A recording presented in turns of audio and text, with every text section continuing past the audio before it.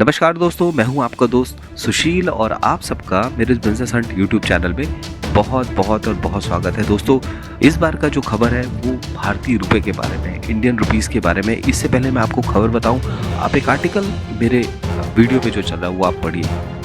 ये आर्टिकल है 2022 का और ये इकोनॉमिक्स टाइम्स का आर्टिकल है।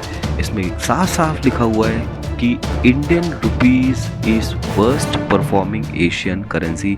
मतलब भारत का जो रुपए है वो एशिया का सबसे बुरा परफॉर्म करने वाला करेंसी है। तो ये बात थी 2022 की, लेकिन आज हम 2024 पे खड़े हुए हैं, नए उमंग के साथ खड़े हुए हैं, नए जोश के साथ खड़े हुए हैं। जनवरी का महीना है और सारे बिजनेसमैन लोगों ने, सारे कंपनीज में काम करने वाले लोगों ने बहुत मेहनत किया है। हमारी गवर्नमेंट ने बहुत मेहनत किया है। अब ये आर्टिकल पढ़िए, बिजनेस स्टैंडर्ड का ये आर्टिकल है। क्या कहता है Business Standard? Indian rupees is best performing Asian currency so far in January. जी हाँ, आप सही पढ़ रहे हैं। भारत का जो रुपए है वो जनवरी में पूरे एशिया में, north Asia, west Asia, south Asia, east Asia, सारे एशियन कंट्रीज में, चाइना से लेकर तुर्की तक के पूरे एशिया में सबसे बेस्ट परफॉर्मिंग करेंसी रही है इंडिया की। खाली बात इतनी सी नहीं है, 2023 में भी हमारी जो करेंसी थी one of the stable currency रही है वर्ल्ड में। डॉलर के मुकाबले भारत का जो रुपए है वो 0.23% बढ़ा है। जी हाँ, और जहाँ पे कि डॉलर भी 1.27% बढ़ा है, लेकिन जो भारतीय रुपए है उसके मुकाबले 0.23% बढ़ा है। और डॉलर के मुकाबले चाहे तो जापानीज येन है, थाई बात है, साउथ कोरियन वॉन है, इंडोनेशियन रुपया है, ताइवान डॉलर है, सब 1.4 से 4% के आसपास का डॉलर के मुकाबले उनमें गिरावट है। एक भारत की ही जो करेंसी है वो 0.23% आगे बढ़ी है। तो दोस्तों, भारत की करेंसी को स्टेबल रखने में बहुत सारे फैक्टर्स काम आते हैं। उसमें से चंद फैक्टर मैं आपको ज़रूर बताना चाहूँगा।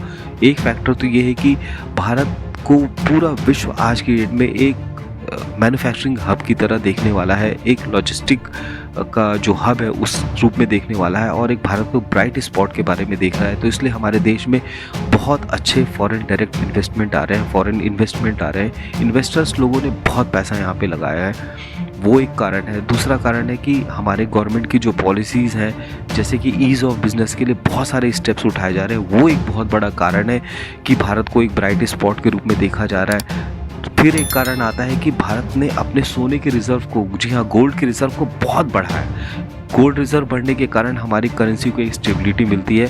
और चौथा सबसे बड़ा कारण है वो है फॉरेक्स रिजर्व। जी हाँ, भारत का फॉरेक्स रिजर्व आज की डेट में रूपए 618 बिलियन डॉलर्स के आसपास का है। तो 618 बिलियन डॉलर्स के आसपास होने के कारण भी करेंसी को एक बहुत अच्छी स्टेबिलिटी मिलती है। इसके कारण करेंसी को स्टेबिलिटी भी मिलती है और फॉरेन जो डायरेक्ट इन्वेस्टमेंट करते हैं उनको भी लगता है कि ये देश स्टेबल है, सरकार स्टेबल है। तो इस तरीके के बहुत सारे फैक्टर्स हैं। तो आपको मेरे कमेंट बॉक्स में लिख के बताना है कि इस बार का भारत में कितना फॉरेन डायरेक्ट इन्वेस्टमेंट जनवरी के महीने में आया, आपको वो बताना है। आपको फॉरेक्स एक्सचेंज अभी करंट रेट पे क्या चल रहा है, फॉरेक्स रिजर्व क्या चल रहा है, वो आपको बताना है। और इसी के साथ एक गुड नोट के साथ मेरे इस बिजनेस हंट यूट्यूब चैनल को लाइक कर लीजिए, शेयर कर लीजिए, सब्सक्राइब कर लीजिए। यहाँ पे आपको बहुत सारे business news, startup news, manufacturing news, finance news, economic news मैं आपको बताने वाला हूँ। धन्यवाद।